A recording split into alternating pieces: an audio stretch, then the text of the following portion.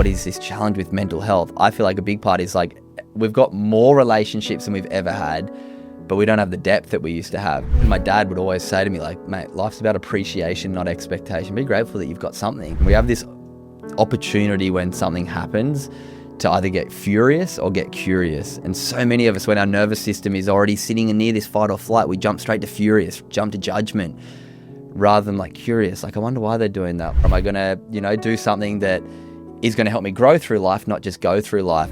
Doing something for others makes you feel way better than doing something for yourself, which is a bit of a paradox. There's a million moments of small release of feeling good because of this idea that I actually had in a meditation about 5 years ago.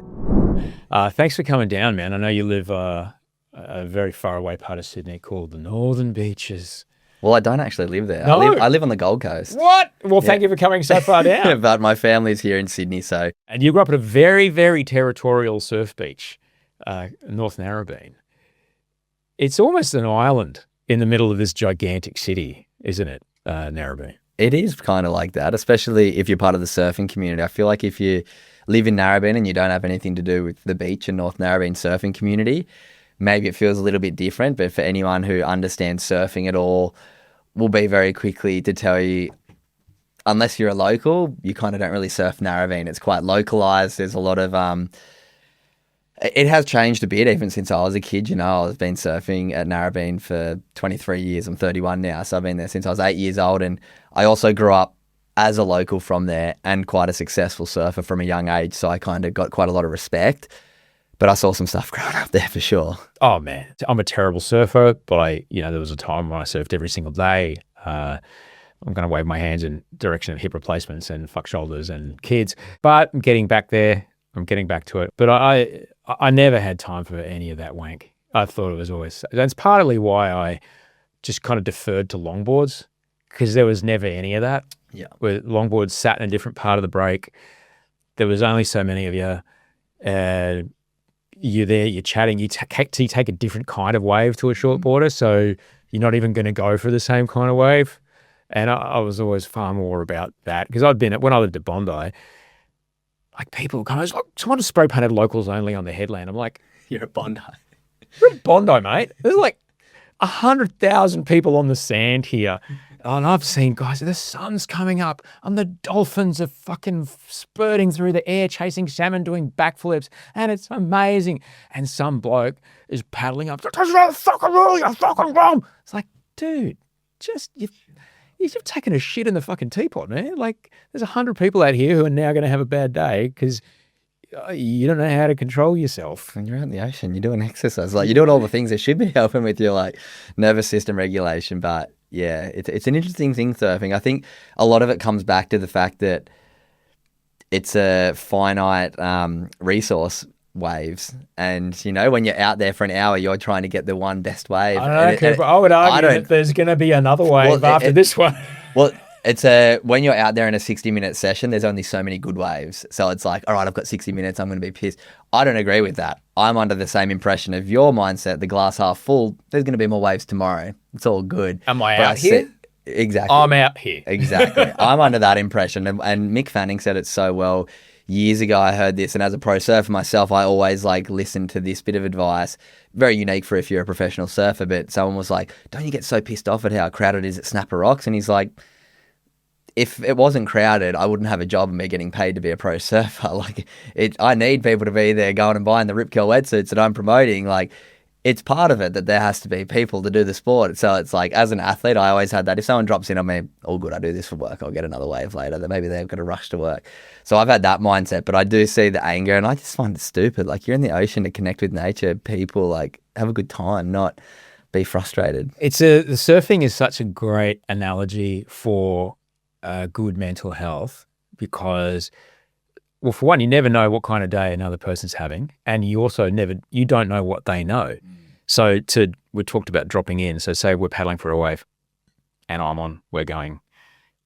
let's say we're going left because I'm a goofy.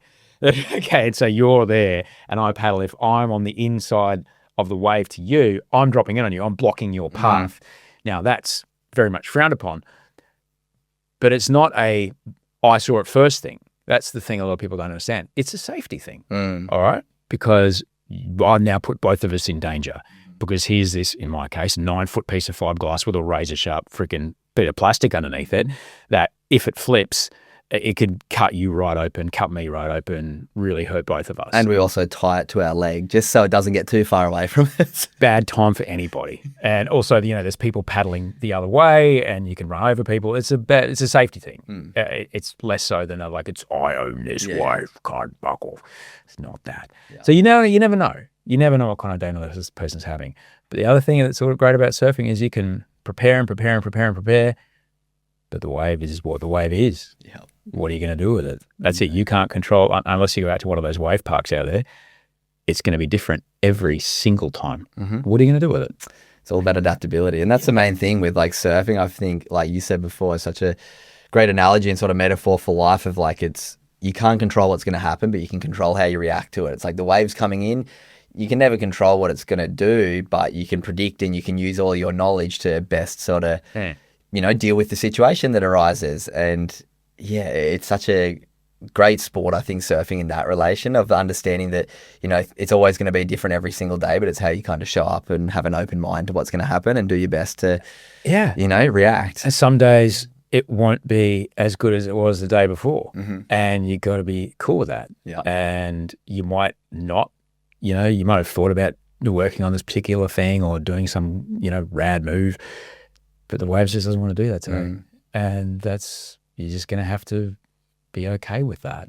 Not everybody gets there, but early on when I moved to Sydney, I grew up in Brisbane. Waves are very far away. At the time, this is before that 10-lane freeway, so the beach was an hour and a half, 2 hours away. And so I don't have a car. It's hard to get down there, so we never really went down to the Goldie. I only really got into body surfing first, then it was surfing when I moved to Sydney, and it's one of those things that you just kind of have to get it into your head that it's not to take the analogy to a ridiculous level here. Like, what are my values here? My values are I value getting out in the water and getting some salt water in my sinuses today. I value time with my friends. That's what I value. Yeah. Okay. Everything else is gravy or not. How I deal with that or not.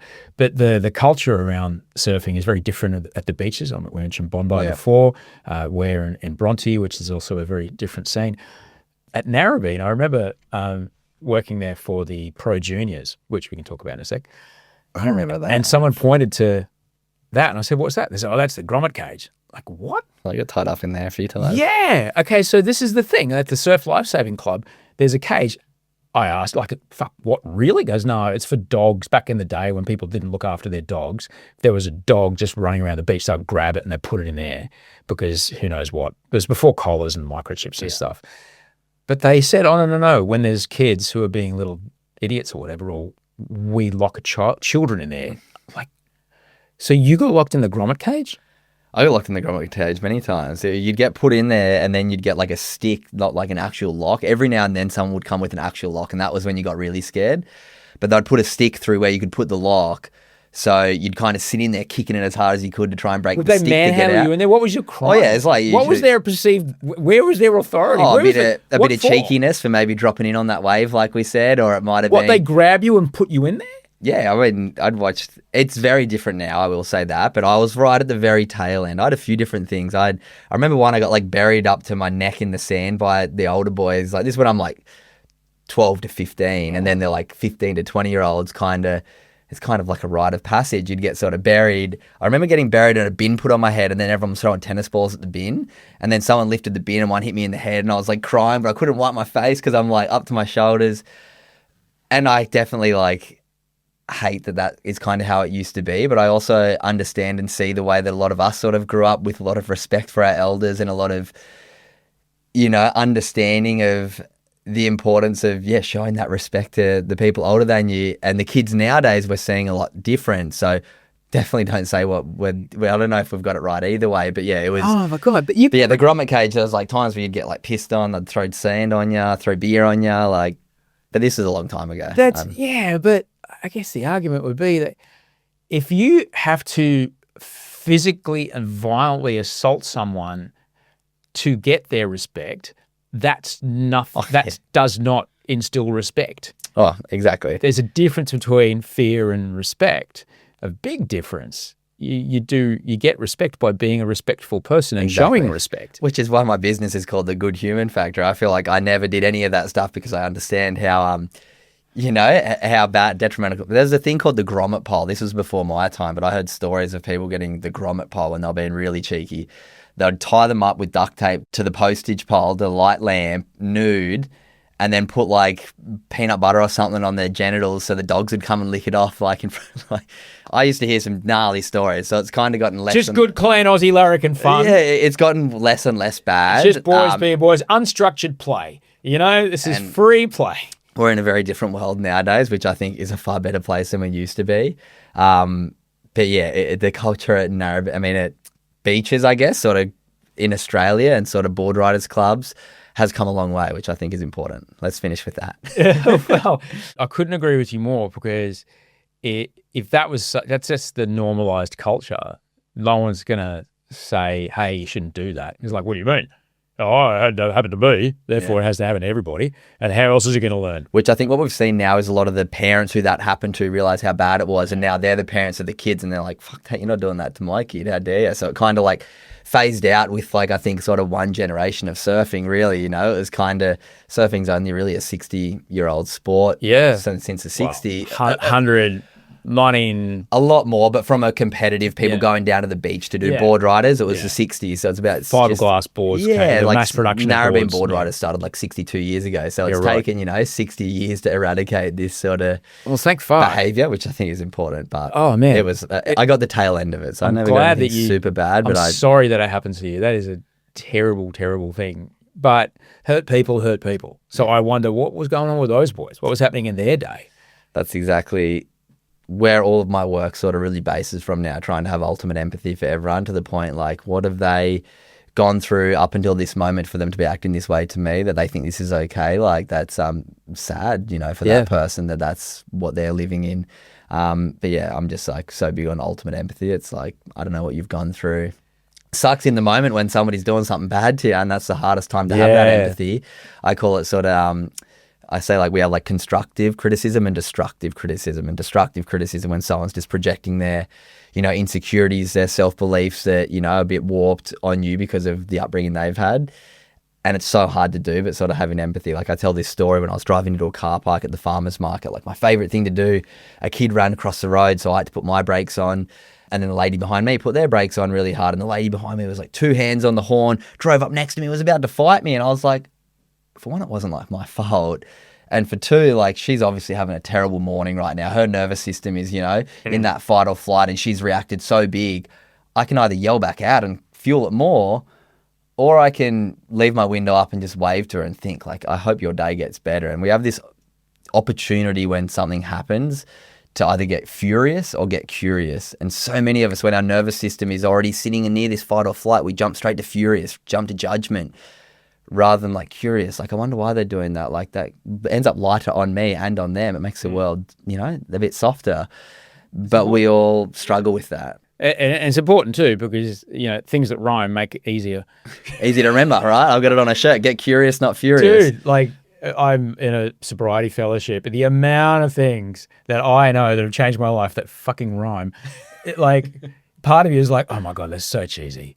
Unless I named my book, So What, Now What? Like, if it rhymes, it kind of sticks in your head a little bit harder. That's why, little quotes and little sayings are such a big part of like my work as a keynote speaker. It's like I can come in with dense science. No one's going to remember it. You can come in with a quote, knowledge is knowing, wisdom is doing. I get so much feedback from people going, oh, I haven't forgotten that. Like, I know all this good stuff, but now I'm trying to be wise because of that little one saying that you say. Or get curious, not furious. I was about to get angry and I remembered you saying that. So then I stopped and tried to get curious. And it's like those little moments that can make the biggest differences. It's useful when wisdom comes into your life and it rhymes because you remember it. Yeah. Sometimes you expect the wisdom's going to come at you. Sometimes you don't. Mm-hmm. Sometimes wisdom can come from the wildest, most unexpected places. You gained a great degree of insight from a sushi chef. Oh, yeah, I love that you've done your research. One day. Great. And I'm wondering, like, could you just kind of talk about being open to things you kind of need to hear and not writing that off, and what that lesson was, because it's a pretty good story. It's a good one. So I guess it comes back to this idea that I think we need to have the maturity to self-reflect to be able to learn a lesson from anything. You can be taught the best information ever, but if it goes over your head and you dismiss it and you question it without having an open mind to it, you know, you're just missing out on great opportunities to improve. You see it with people getting criticized who straight away go to ego and push it away without asking, like, oh, is there truth in what they're saying? Yeah. You have an open mind to it. You go, oh, wait, maybe I can look at the world through that lens. It makes my life a little better. And that's kind of how I was. In about 20 years old, I used to struggle quite a bit with sort of my identity. If I was doing well in my surf comps, I felt amazing. If I was doing poorly, I felt terrible. And it was sort of, my self-worth was really tied up into my career and my achievements. And I just got to Japan for this major surf contest, and my 3 best mates and I in the first round all lost, and we were like, fuck, this sucks. Like, what are we going to do to, you know, make ourselves feel better? So we got the train to Tokyo and we did some shopping and we're feeling a little better. And we then went home that night to where we were staying and went out to this sushi restaurant, and we were sitting there kind of just chatting to the man who was making our sushi, this little restaurant, having a chat. And he's like, oh, how's your day? And I was like, oh, we came all the way to Japan for the comp. We lost this morning. So we're feeling pretty devoed, but, you know, we went into Tokyo and we bought some stuff today and we're feeling a little bit better. And I'll never forget what he said to me. He was like, you got it all wrong. And I was like, what do you mean? And he's like, in the Western world, you're kind of taught that when you're having a bad day, go and buy yourself something. That'll make you feel good. And I was like, well, what else can we do? And he said, well, what we say here in my family and in my culture is when you're having a bad day, don't go and buy yourself something. Go and do something nice for somebody else. That'll actually make you feel good. And like anyone listening right now, remember the last time you did something nice without expecting anything in return to somebody. Like, how'd it make you feel? It makes you feel good. And it wasn't like right there that the penny dropped, but the more I sort of went home that day and reflected on what this man told me, I was like, he's so right. Everywhere we look is marketing, from the highest paid psychologists, neuroscientists, people who study our human behavior with these crazy algorithms now. And their job is to tell you thousands of times a day, buy our product to be happy. Go on that holiday to Bali to be happy. We go to McDonald's and get a Happy Meal. I mean, this marketing's all really in front of our faces. And until you do take that step back and that reflection and go, wait a second, like gratitude, kindness, mindfulness, all the data and studies lead to these different habits and skills and values will make you feel good. They'll release those chemicals, you know, oxytocin, serotonin, all these things that make you feel good. They don't cost you anything. And that was kind of a big realization for me, that just small little story that I tell and, you know, moment I had with this Japanese man just made me reflect and realize, oh, wait a second, it is right in front of our faces. And until we actually build that distance and question and go, I don't need to be reliant on buying something to feel good. I can smile at a stranger. I can stop without my phone and have a conversation with someone and give them real presence. Like, these moments are there every day, but we miss them. You can buy a real big inches-free TV and still get the shits that there's nothing good to watch. Exactly. Look how fucking big it is. Yeah. There's no cricket for another week. Yeah. Boo. And that's just like the strange thing with the world we live in. Like, I've been asked this a few times recently, like, what does happiness mean to you? And once again, I'm quite reflective, and what I've landed on is like, happiness to me is inner peace. Doesn't matter where you get to in life, you can always have bigger, better, and more. So the real like goal in life is to find inner peace, no matter where you're at any moment, having the ability to take a breath and go, I'm here. And I was lucky enough, a few weeks ago, I went to the UN climate change conference in Belém in Brazil, the COP30. And I did some talking around breath work and mindfulness and gratitude in the work I do, which was an absolute privilege. I do quite a lot of work in the ocean sort of conservation and youth education for leadership in that space. And I got asked last minute to speak at the World Health Organization little pavilion, and they asked, like, what does peace mean to you? And it was quite interesting. There was like 6 different youth speakers from all around the world, and one spoke about peace was, you know, not being in a conflict zone, which absolutely respect. Someone spoke about having the ability to access reproductive and, you know, women's health things, and I was like, absolutely. But I brought sort of my angle of like, all of this stuff is so important. I'll never take away from it. But for me, inner peace is what peace is, because it doesn't matter where you are in the world. You can be in Australia, which, I mean, it's a very, not the greatest time to say, is a very safe and... Dude, the data shows still absolutely. It is one of the safest places in the planet exactly. to live. And also one of the highest socio and economic. And my point with this is, but we're also one of the most prescribed for any anxiety and any depression medication. Right. So it's like, you can have all of this, but on the internal, you're depressed. So that's where I feel like this idea of trying to find inner peace and having the skills and the different things daily that you do to find that are so important. It's not to say those medications aren't useful. Absolutely. I am alive because of many of them. And they're very useful and I've got when you need them. Oh, absolutely. And I've got so many incredible, conversations with psychologists on my podcast who explain, the importance of these medications. But when you look at the per capita and the standard of living, it's like, where are we getting it wrong? Is it an education problem? Is it an overprescription? For a large point, there are tools. Variables. It's like there's been a hailstorm and you just put the tarp on the roof and just leave it.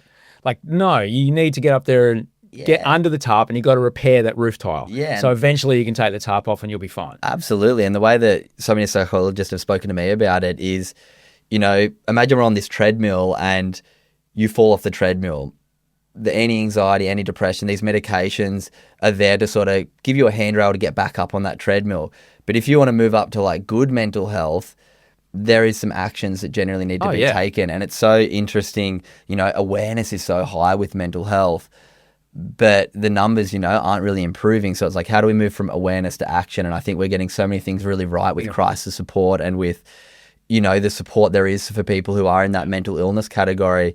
But it's how do we educate the 100% of the population to develop the skills so that then as a whole we can rise the whole, tide, so everybody moves up that scale, everybody walks against that treadmill and has, that access to, that better life. But I don't know the answer. That's the thing. It's like we're all in this mental health world scratching our head. What is that magic bullet? And I think the answer is there isn't one. It's trying to find what works for you. And everything doesn't work for everyone, but something will work for everyone. Because you mentioned that the rate of suicides in Australia is increasing. It's terribly. And there's a lot of fingers being pointed at to why. However, one thing that has happened in our community, yes, grommet cages and things were not a good idea. However, there was systemized community involvement. There was, you had to get out of the house to go and get your food.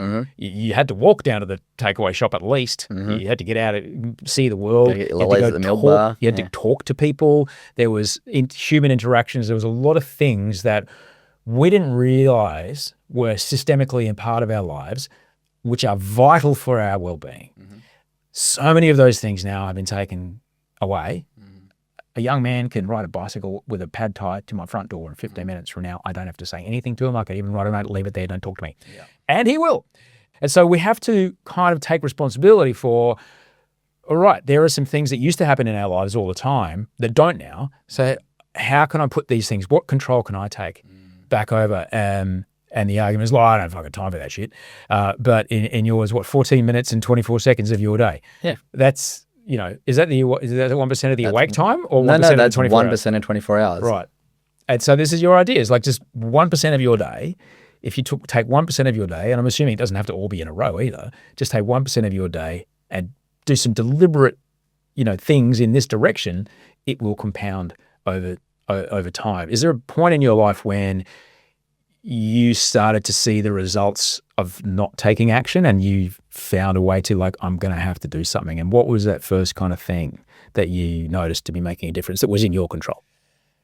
I mean, I think for me, there'd been moments in my career where I really struggled with that self-worth, as I sort of alluded to before, and then began to learn through different high-level psychologists and coaches in mindset like Ben Crow and Surfing Australia's psychologist, who started to really encouraged me to live by sort of values as a way to base my self-worth. And then I began to, read a lot of self-development and realize we live in a profound time on this planet. We all have access. If you're listening to this, on a device, you can search anything you want on the internet. But it came back to the... Not all of it good. No, not all of it good. Well, that's where I'm going to precursor with. It's on you to take responsibility. Is the content you're consuming educating, inspiring, motivating you? Or is it entertaining you or putting you in fear? And we're the only ones, and unfortunately with the algorithms, you can say we're the ones who filter, but unfortunately we're not. But it's trying to have your finger on the pulse of, okay, am I going to sit there and be on Netflix all night, or am I going to read a book about self-development, or am I going to, do something that is going to help me grow through life, not just go through life? And I think I just got to a point in my mid-20s where I was kind of fed up with being unhappy quite often and realized I've tried to live this life of external validation, of chasing the wins on the surfing contest, and I'm a bit unfulfilled. And then started to learn a lot about this idea of service to others, this idea of contribution. and realize that's kind of like there's these two mountains. There's a mountain of self-achievement. You get close to the top and you go, wait a second, it's not that nice here. And you look over at the mountain of, self-development, and you look over at this mountain of service, and it kind of goes into the clouds and never ends. But it's like, that's the journey that I wanted to climb. And that's kind of where I started to transition out of being an athlete into my work of sort of giving back, and realize that, wow, all of these different things that I'm learning about and including in my life are profoundly changing my life, from breath work, to mindfulness, to practicing gratitude regularly. And I was like, wow, this is having a huge impact on me. I'm learning the science and data that it has an impact on everyone usually who practices this stuff. How can I now translate into a way that makes it cool? Because I just saw mental health as something that was kind of this tick box quite often. And the reason I started my organization, the Good Human Factory, was my youngest of three sisters lost a friend to suicide in her last year of high school. And I kind of just had this guilt of like, I've been so lucky to learn all these skills because I was a professional athlete. What a privilege. I could ride a wave really good. So I got the opportunity. But then there's kids in my local area growing up in the same spot as me that are taking their own life because they're, so unwell and unhappy with what's going up here. And I thought back, like, I never learned this stuff at school. Maybe I can go and share some of these lessons with some students, and maybe it'll really help them. And yeah, that's been my journey the last 6 years. I've educated over 50,000 students. Wow. These really small skills. I've worked with, big corporate companies and helped a lot of them with their well-being. I got to go to the United Nations and just really try and give people that sort of first step. Like we were talking about before, the little quotes, the little reminders. And I've realized it's connected really well with people because I try and make it small. So often we hear about mental health and it's this big, scary topic that really focuses on mental illness and those who are struggling. But I was like, why don't we talk about mental health in this approach of everyone in this room has mental health.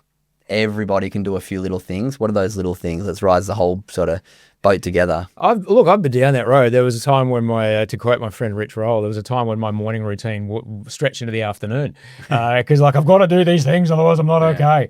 And it's not real. But for people who are listening, and like 14 and a half minutes in itself might seem like forever.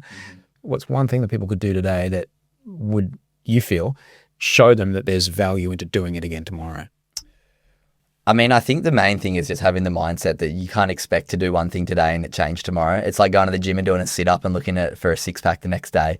It doesn't really work like that. We're trying to fully retrain basically the chemistry in our mind, which is so used to hunting down the negative from a negativity bias from our survivable systems in our body. We want to look for the negative to keep us alive, but there isn't the threats like there used to be. So I think one of the most powerful things is to have a gratitude practice, to each day consciously stop and look for a few positive that happened today. Everybody has challenges and negatives. Everybody hopefully has a couple positives, whether it's there's food in your fridge, whether there's water coming out of your shower. When we start to look at those little positives each day, we start to train our brain to look for more positives, and then, we have a little bit more of a positive life up in our mind. So the first thing that I encourage people to do is have a gratitude practice, whether when you brush your teeth, just think, okay, what were a few things I enjoyed about my day? Sit down with your family or a friend with dinner, say, what have you enjoyed about your week recently? Just looking for those moments to push towards positive is such a big one. And, start with that small bit. If mindfulness seems like such a scary big practice, you sit down and your chaos in your mind is overwhelming. Start with a walk in nature where you don't have your phone with you and you just look at the colors of the trees around you. You hear the birds and you hear the wind around you. You feel, your feet on the grass and feel nature. Like, starting small and then building up. And that's why my concept of 1% I think is a good sort of baseline. Like, try and spend 14 minutes of your day in nature, off your technology, connecting with somebody. All of these little things have such a big impact. But yeah, I'm so big on mindfulness and gratitude because I just feel like they're cost nothing. There's not really any barrier to them, but it just takes a little bit of effort. And if we want to see anything change, we need to put a little bit of effort in. But yeah, so there are a couple little starting points. I couldn't agree more with Wolfie. When I put him to bed, we ask each other, what went well for you today? That's it, to the point where, and it didn't take long for him to start asking me, what went well for you today? And I would tell him. I would also tell him, he's yet to tell me.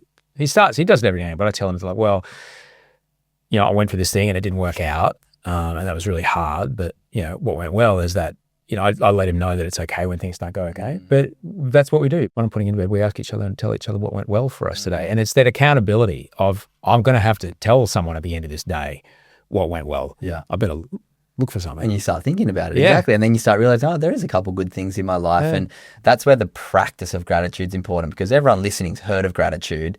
Knowledge is knowing about it. wisdom's practicing it. If you want to see the benefits you read about, give it a go for, a few weeks. Don't just do it tonight and go, oh, I'm not happy tomorrow. It doesn't work. No. But it's about building it into the sort of being you are. You're the human that looks for the positives, and that's a gratitude mindset, and it takes practice. And, we fall back sometimes and fall back into, pessimist mindsets and look at the negatives, but it's training that sort of river that is your mind that can go down one route and make it wider, or learn to push it the other way. So now, not everyone was a professional surfer, but you spoke about validation. You've been quite open about the way that external validation played a role in your life. Not everyone is a professional surfer, yet people know the feeling of when they put a picture up online and they get more likes than the last photo. And they, ooh, look at that. I'm fucking special today. And the next photo, not as many. Oh, fuck. what's wrong with me? Oh, I'm terrible. So you were 10 when you got sponsored. What was it like to have a sticker on your board that other kids, even older kids than you, didn't have? Was it a bit of a suit of armor? Was it a ha-ha, you think I'm, just a grom that you can lock up, but I'm sponsored and you're not? What was that? What did that mean for you?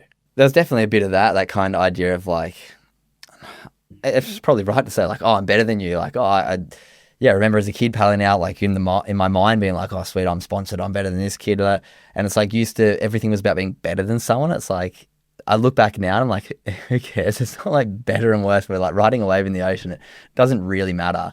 But yeah, that mindset was just something I think a lot of young athletes deal with, especially a lot of, quite successful young athletes can get that ego, and you get told don't get a big head like a million times, but then it still happens for a lot of us. So I think for me, it was just didn't realize how detrimental it could be until, the results start falling away. And once you're so entwined in that and you see so many athletes struggle with that sort of identity crisis you hear of, like when they post career and everyone knows them as that person and you're doing something else, it kind of makes a lot of people struggle. That's why we see such, terrible stats around suicide of people who have just like, retired from being athletes. So I think trying to educate from a younger age that like pro surfing is what you do, but not who you are, is so important. And that's why the work that I do, I'm so passionate about trying to teach these mindset shifts from a younger age. And I don't know if, you're not going to get through to every kid, but it's that constant exposure, those constant little quotes, those little reminders of, oh, there is a different way.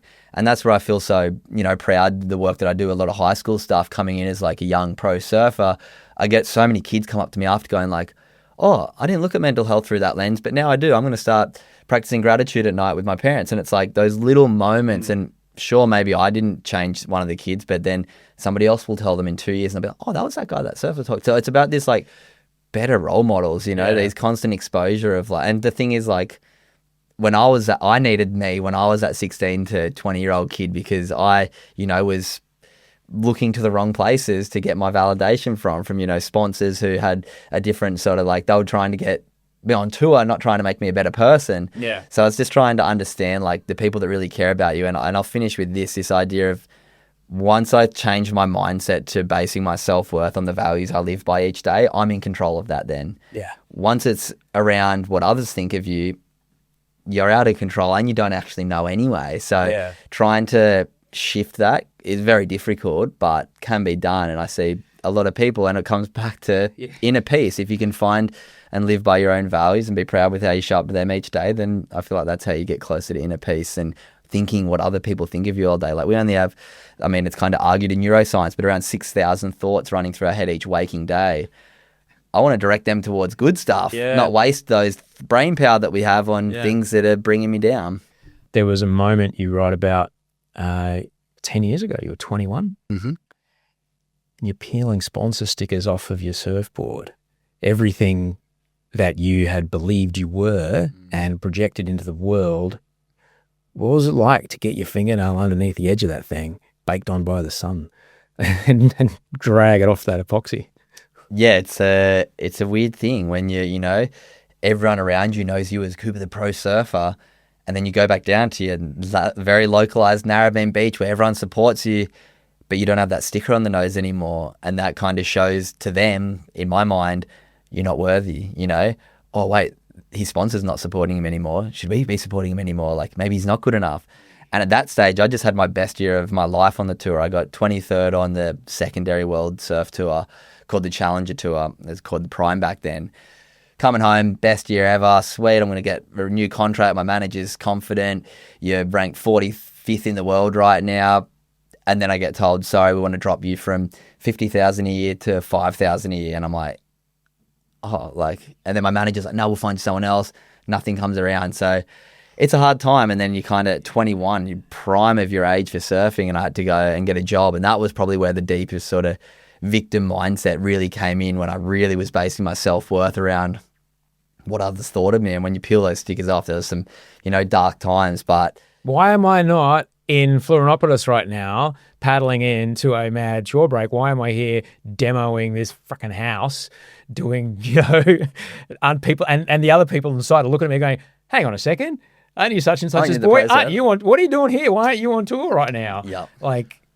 But the thing was, I found the balance there. But the thing was, I was working full time, or 50 hours a week for 3 weeks, and then I'd go overseas and still do my comp. So I was still competing, but working full time. And that was probably one of the worst times, but also something that flipped my mindset a lot. Was I was going to these comps, mindset going, this bullshit, these guys are getting paid to surf. They're ranked way lower than me. I surf better than them, blah, blah, blah. But then I remember it so clearly. I was sitting in a beach called Balido in South Africa, and I watched a kid run past me, and I was working landscaping for a friend of mine, Lux Landscapes, looking after me, paying me $30 an hour when I had no qualifications, helping me out, let me have the time off. He actually, I'm pretty sure, paid for my trip to that South Africa. If he had a sticker, you would have put it on your board. That's as good as a sponsor. Yeah, he put a sticker on my board, and I had the hat. So I'm pretty sure he gave me a sponsorship. He did, absolutely. But I was sitting there whinging. So how they used to do it in the rugby league days. Like the players would get, I know you used to play union, but that the players would get a job at, and they just understood that was it. Yeah. Well, and then I remember I was like, and I write about this in the book, I remembered my dad would always say to me, like, mate, life's about appreciation, not expectation. Be grateful that you've got something. And I remember sitting there going, like, wait a second, I'm sitting here pissed off on the beach in South Africa, and I'm about to go surfing on the highest level. And then my mates who I was working with last week are still digging holes, not complaining. And I'm here complaining, like, you're an idiot. And that was a big, turning point that day on the beach. And I started to enjoy my travels a lot more. I know this won't last forever. But yeah, it's an interesting thing where we go in our minds sometimes, right? You mentioned the victim mindset. It's very easy to slip into it. When you say victim mindset, it can feel like righteous and justified. It's enticing and seductive. But what happens to the choices you start to make when you fall into that mindset? You lose control. When you put everything on external, you don't have the control to steer your ship in a different direction. And I was listening to Joe Rogan the other day with John Cena, and John Cena said something that really highlights this idea of taking responsibility. He said he did an interview over in China when they were doing a tour, and he got given a teleprompter, and you probably know this really well being in the media, and he got told to say something about Taiwan or something, and I don't understand the geopolitics. There's a lot. And he just read something off the teleprompter, and it turned out that he said something that the Chinese community didn't like. And he said, and Joe Rogan was like, oh, that's bullshit. Did the guy get fired who wrote the teleprompter? And John took this angle of no, it was my fault that I hadn't done my research well enough to know that I just don't read off the prompter, because he was reading it in Chinese because he spoke a bit of Mandarin. And it was really interesting that he said, no, it was on me for not doing that, and took pure responsibility even when Joe was trying to over push him to look at it through this other lens. Oh, it's his fault. Yeah. And I love the way that John Cena spoke about it, because I was like, that's what not living in the victim mindset is. Taking radical responsibility of I took the action. I've got to be the one who has to take responsibility for that. And I think that comes down to so many things in our life. And there's so many times that we can blame, we can make an excuse. But when you go, well, what can I do rather than what can't I do?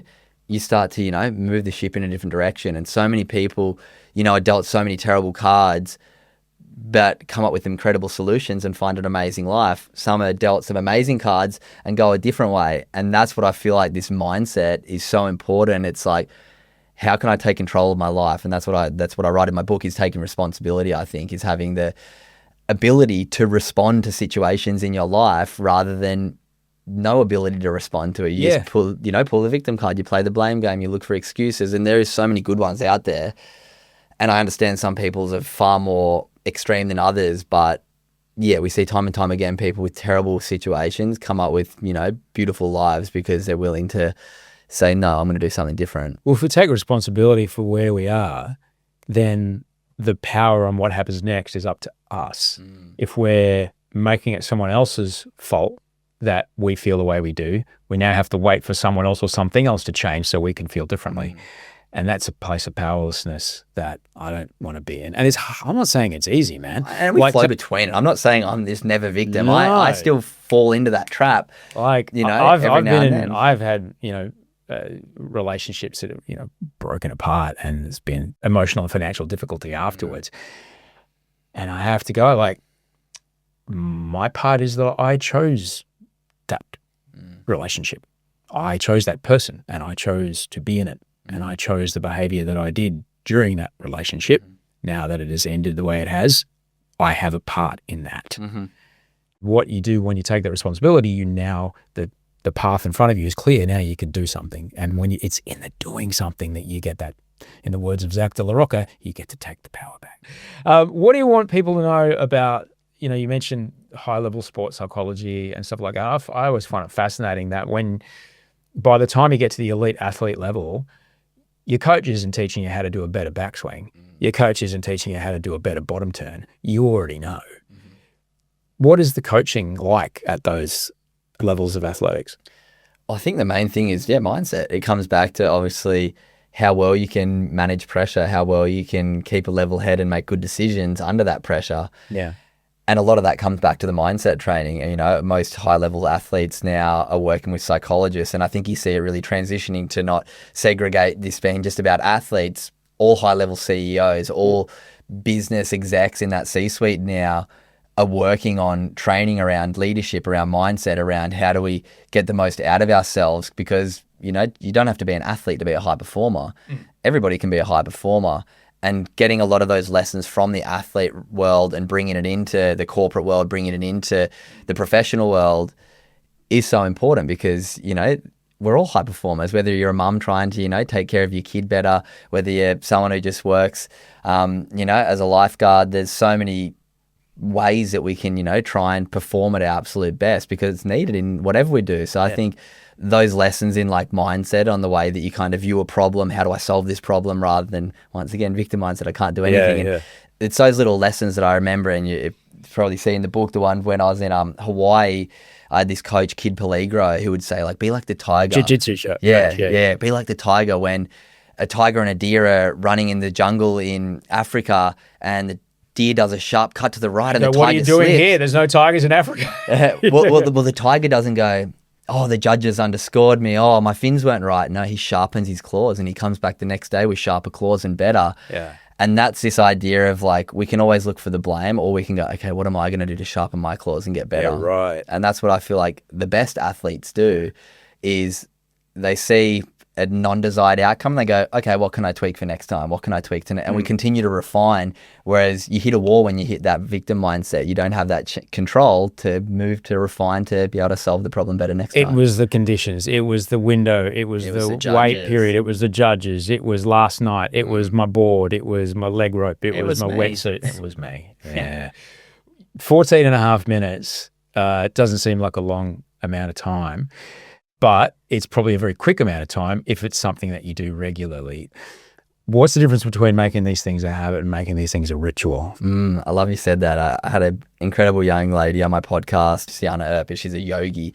And when she said that to me, it made so much sense to me, this idea that we can all tick habits off a list, but if we're not doing them intentionally and purposefully, they're kind of just like another thing where you're not going to really see the benefit. So trying to shift this mindset from, like, don't have these habits, have like these daily rituals, these things that are actually done with presence, that are done with intent, not just to, like, all right, I'm just going to quickly sit down and meditate, but I'm actually just going to have my mind think. It's like, no, try and actually find the space, set the intention, do it. And then that turns into a ritual rather than a habit. And once again, it's these little things that make these mindset shifts for me anyway. And I know so many people that I get to connect with through my work, through my workshops, through my podcast, through my book now, people going, oh, it's really achievable trying to shift the way we look at things. And a big part of the book, obviously, is this concept of giving 1% of your day to your mental health. And I have a community on Instagram where it actually started, called the 1% Good Club as well, where I kind of was like 3 or 4 years ago, or 4 years ago now, sitting there going like, I know all of these great habits, rituals that I'm learning from experts on my podcast, but I knew I wasn't doing them every day. So I kind of almost had this guilt of like, I had this knowledge of knowing about it. I'm teaching people about it, but I'm only doing it 3 or 4 days a week, not 7. So I was like, well, I need the accountability. So I was like, maybe I'll start a community where every morning I'll send a 10-minute meditation on Instagram. Every night we'll all write 3 things we're grateful for in the group chat, so we stay accountable. And that started 1,600 days ago, and it started with 30 people day one on Instagram. Now there's over 3,000 people who do it every day. And it's kept us all accountable. So there's like over 1 million moments of gratitude have been shared in text on this Instagram group chat because I built this framework and foundation of click the link in the morning, there's your meditation, write your gratitudes at night. Everyone becomes part of the community. You've got your accountability. And the anecdotal evidence I've seen from that is like profound. Like you'd see in the book, the testimonials that I share of the impact it's had on people's lives by just giving them that foundation of like, start with 1%. Who knows what's going to come from it, but give yourself something. Yeah. And that was where, I got offered the book deal 4 years after seeing the actual anecdotal evidence of the impact this theory could have. And then the book sort of expands on it. Here's a few extra things that you can maybe add if you find any benefit from this baseline of, a bit of mindfulness each day, a bit of gratitude at night, and being part of a community. It's it's powerful stuff. I always like to think about numbers like that because it's in your phone. It's in the same phone that, you look at the tide charts on and you email, and so it all becomes the same thing. I think about numbers like that in venues. Like, that's the big room at the Sydney Opera House. That's the concert hall of the Sydney Opera House full every day of people who are wanting to be a part of this, and you are delivering, and they are. It's a beautiful thing, man. It's the thing I'm most proud of, to be honest. Like, because it's free. If anyone's listening right now and wants to join, it's called the 1% Good Club on Instagram. You can send at the Good Human Factory a DM saying, I want to join the club. Yeah. You get added in, and it's just like the most beautiful community. But the good thing is, like, now I can step away. It's like, it runs on itself. It's like, it doesn't really need me. It's like a self-fulfilling thing now because people have realized the impact that's having on them. And the other thing, like, filling the opera house is one thing, but I also think of it through this lens of like, this is daily for 4 years, thousands of people like this. I think it's close to about 1 million moments of gratitude have been sent in. Slowly. I think about that through knowing the neuroscience. When we stop and reflect about something good, it releases chemicals in our body that make us feel good. There's 1 million moments of small release of feeling good because of this idea that I actually had in a meditation about 5 years ago. So it's, that's the thing that I'm most proud of in my work, for sure. I've, interviewed some incredible people. I've done workshops for Apple, Telstra, Red Bull. I've been to the UN, but the thing that warms my heart the most is the thing that costs nothing for anyone to join, has had that much impact, and gives people just that framework to actually start taking action rather than just building awareness and doing something for themselves. So is the sushi chef right? Oh, absolutely. Doing something for others makes you feel way better than doing something for yourself, which is a bit of a paradox, because then are you doing that for you? But that's like the funny thing with like trying to do without any expectation in return is what kindness is. Not if you're doing it for the transaction, then it's not really kindness. Yeah. Are you got plans to head back to Japan and find him? Oh, I'd love to, but I should probably after the book. If the book continues to do as well as it's sort of started to be, I might have to send him a copy, man. I would love to. I wouldn't even know. It was 11 years ago now. Could you tell me? There were 3 other guys there with you, man. Someone's going to remember. I know. Someone took a photo of their fish. You'll find a location. I'll have to try and work it out, but you got to send him a coffee, man. I know. I do need to. Because there's people like that we don't realise it. There's people like that. They pop into our lives and they just drop something on it. Sometimes they sit next to you on a plane or a train or whatever, and you just go, what? But it's just the cogwheels of gears aligned, and that message got through our biases and somehow got there. 14 and a half minutes doesn't seem like a lot of time, but it's an investment in us being better, not only for ourselves, but also for each other. And as you mentioned, when you do look after yourself, you end up making the world around you a better place. We have to remember, like, it is being good to each other. That is the shit that is, like, that's the stuff that secures us as a community more than anything. Yeah, we can't fight darkness with darkness. It has to be light, and just, try and have love and empathy for people. Obviously, like, we got to share the grief, we got to share the joy, and that's something as well I see so many people struggle with, like celebrating other people's wins. It's like, if you only celebrate when you're doing something good, you've got one chance to be happy. Yeah. If you learn to celebrate, your best 6 mates and your family's successes, Yeah. you got 10 chances to be happy. You see so many people who get like jealous of family members doing better than them or friends, and it's like, oh, you limit your chances to feel good. But then likewise, when you see somebody sitting in grief and struggling, instead of jump into the mindset of like get over it or trying to be the magician and fix it, sit in it with them for a minute. Like put your feet in the mud with them. You don't have to jump in the mud and, be in the thick sand with them, but sit there and, be with them in all. And that's what community is. Like, and we, touched on at the start, what is this challenge with mental health? I feel like a big part is like, we've got more relationships than we've ever had, but we don't have the depth that we used to have. So it's like, how do you narrow the relationships but increase the depth? And I think it comes down to being more present with people, sitting with people, having empathy, listening to their way they view it without judgment, and just trying to come to that curiosity rather than furia. I don't know if curiosity is a word. Curiosity. I mean, it was a Mad Max film, I think. Furiosa. So, I mean, you're 31 and, we've probably thought about it, but look, I'm 20 years older than you, man. Just fucking have kids, dude. Don't wait. I'm old. Thank you for sharing that. I'm old, and my young, like, G's 22, Wolfie's 6, and the amount, all this work we're talking about, it gets 2 zeros of magnitude difficulty on the back of it when you're trying to live it at the same time as being challenged with a young person trying to learn it when they're small. Who we get to grow into, who we get to become because we want to raise a kid that's not going to lock someone in a grommet cage, who's going to be beneficial to the community, who we get to become because of that is amazing. It's hard fucking work. But when you do the 1%, good club for kids, like, I'm ready. I'll read that shit. That's a good idea, actually. I don't mind that. But you're welcome. I've got very high hopes for children in the next sort of 12 to 18 months. Me and my beautiful partner.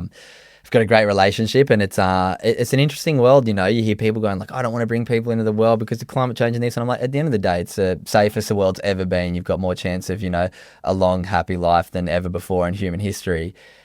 I'm excited to bring kids in. And like you said, to be able to teach kids better ways, to be able to heal the wounds that I've got because of my parents' wounds that they weren't able to heal, and being able to bring, this incredible perspective of, we're the first generation in history, the last 20 years, where anytime we have a curiosity, we can pull our phone out and answer it. Yeah. So we should be able to accelerate our peace on the world, because when up until 20 years ago, you couldn't translate, globally text. Like, this is the first time we can all communicate. Like, how do we all work out how to get along? And I think, the education of our young people is the best way forward, because there's so many people that are so far gone with their indoctrination of, views on the world, that we need to, work out how we can find a middle ground. It's a smaller number than we think. Unfortunately, it can be a very impactful number. Very loud minority. It's one thing to go into it wanting to teach your kids, but in my experience as a stepdad and a dad,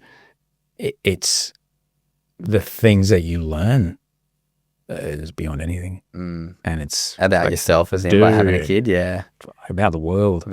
Yeah. Because they don't do what you tell them, but they do everything you show them. I think I've been literally with my little niece Bobby the last 24 hours watching her run around. It's like, don't throw that, look at you in the eye, spoon on the ground. When you say it's quite funny, but it's quite interesting, right? When you hear them say the word fuck, they learned it from you, and that you have to go, oh, okay. Yeah. And you get to have a long, hard look at yourself and go, am I being the kind of person that I want to be? Yeah. And that's the great joy and challenge of it. No, I'm very excited, and thank you for that recommendation of getting going soon, because it's good as shit. I can't wait. I'm really grateful you came over today, man. Thanks so much. Thank you so much.